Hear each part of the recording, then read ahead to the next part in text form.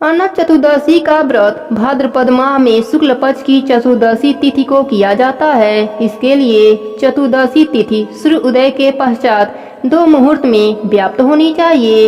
यदि चतुर्दशी तिथि सूर्य उदय के बाद 2 मुहूर्त से पहले ही समाप्त हो जाए तो एक दिन पीछे ही मनाए जाने का विधान है। इस व्रत की पूजा और मुख्य कर्मकाल दिन के प्रथम भाग में करना शुभ माने जाते हैं। यदि प्रथम भाग में पूजा करना चूक जाते हैं तो मध्यम के शुरुआती चरण में करना चाहिए।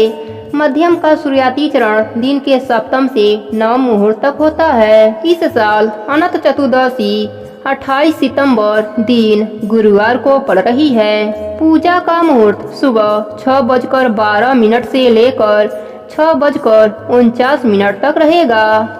अनंत चतुर्दशी के दिन गणेश जी का विसर्जन किया जाता है। गुरुवार के दिन 3 मुहूर्त हैं। पहला सुबह 6:11 से 7:40 तक।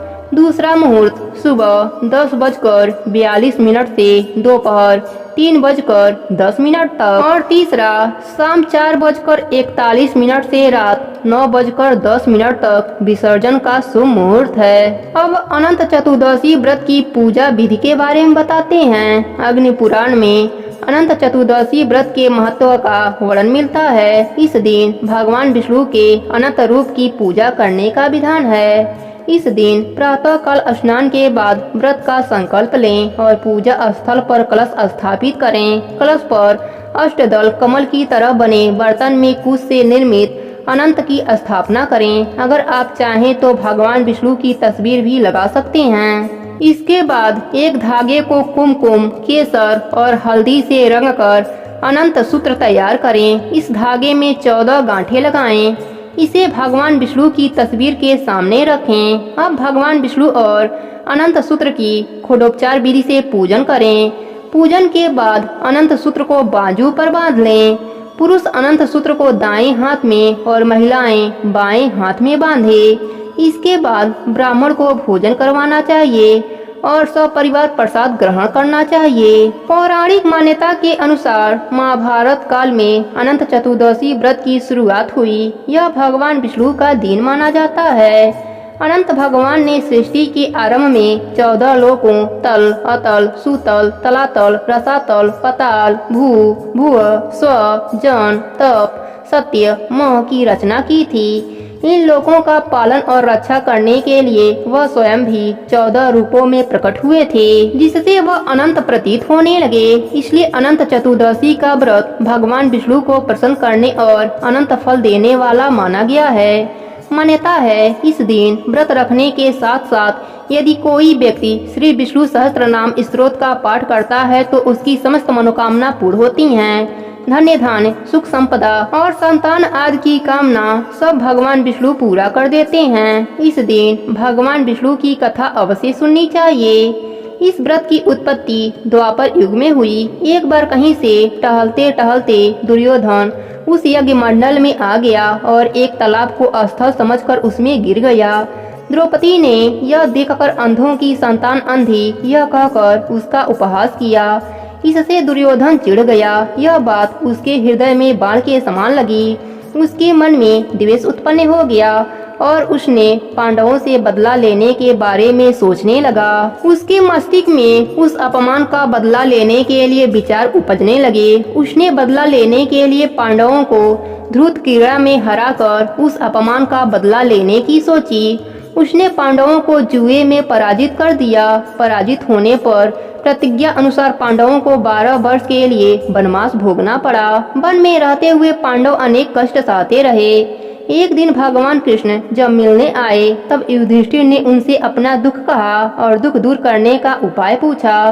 तब श्री कृष्ण ने कहा कि हे युधिष्ठिर, तुम विधि पूर्वक अनंत भगवान का व्रत करो। इससे तुम्हारा सारा संकट दूर हो जाएगा और तुम्हारा खोया हुआ राज्य पुनः प्राप्त हो जाएगा।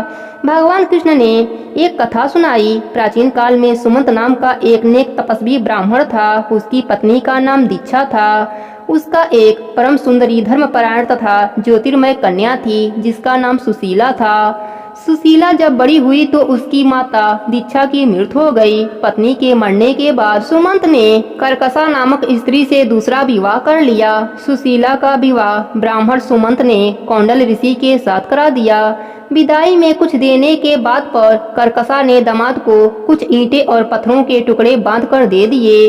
कौंडल ऋषि दुखी होकर अपने पत्नी के साथ आश्रम में चले गए, परंतु रास्ते में ही रात हो गई। वे नदी तट पर संध्या करने लगे। सुशीला ने देखा वहां पर बहुत सी स्त्रियां सुंदर वस्त्र धारण कर किसी देवता की पूजा कर रही थीं।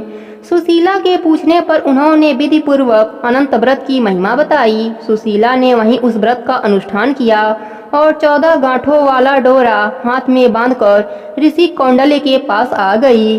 कौंडल्य ने सुशीला के डोरे के बारे में पूछा तो उसने सारी बात बता दी। उन्होंने डोरे को तोड़कर अग्नि में डाल दिया। इससे भगवान अनंत जी का अपमान हुआ।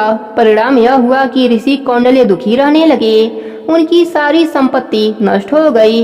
इस दरिद्रता का उन्होंने अपने पत्नी से कारण पूछा तो सुशीला ने अनंत भगवान की डोरा जलाने की बात कही।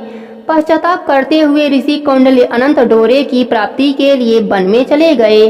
वन में कई दिनों तक भटकते भटकते निराश होकर एक दिन भूमि पर गिर पड़े। तब अनंत भगवान प्रकट होकर बोले, हे कौंडल्य, तुमने मेरा तिरस्कार किया था, उसी से तुम्हें इतना कष्ट भोगना पड़ा। तुम दुखी हुए और तुमने पश्चाताप किया है। मैं तुमसे प्रसन्न हूँ। अब तुम घर जाकर विधि पूर्वक अनंत व्रत करो। 14 वर्ष व्रत करने से तुम्हारा दुख दूर हो जाएगा। तुम धन्य धन से संपन्न हो जाओगे। कौंडल ऋषि ने वैसा ही किया और उनको सारे कलेशों से मुक्ति मिल गई। श्री कृष्ण की आज्ञा से युधिष्ठिर ने भी अनंत भगवान का व्रत किया, जिसके प्रभाव से पांडव महाभारत के युद्ध में विजयी हुए तथा चिरकाल तक राज्य करते रहे। प्रेम से बोलिए अनंत भगवान की जय हो।